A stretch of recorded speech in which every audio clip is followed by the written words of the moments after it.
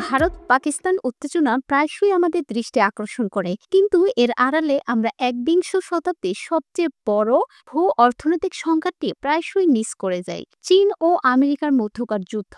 সাম্প্রতিক বছরগুলোতে আমেরিকা চীনা পণ্যের উপর ১৩৫% পর্যন্ত ট্যারিফ আরোপ করেছে, এবং চীনও পাল্টা ব্যবস্থা হিসেবে আমেরিকান পণ্যে ১৪৫% পর্যন্ত ট্যারিফ বসিয়েছে। তবে এই যুদ্ধের আসল কেন্দ্রবিন্দু হলো বিলাসবহুল পণ্যবাজার।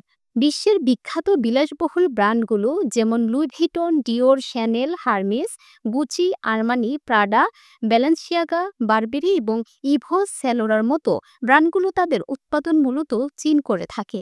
এমনকি অ্যাপল, স্যামসাং বা সনির মতো টেক জায়ান্টদের যন্ত্রাংশ চীন উৎপাদন করে।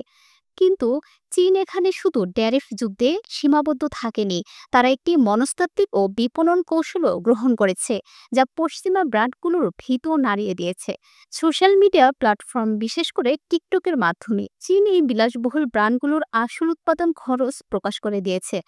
উদাহরণস্বরূপ, $২৫,০০০ মূল্যের একটি হারনেস মার্কিন ব্যাগের উৎপাদন খরচ চীনে মাত্র $১৮০।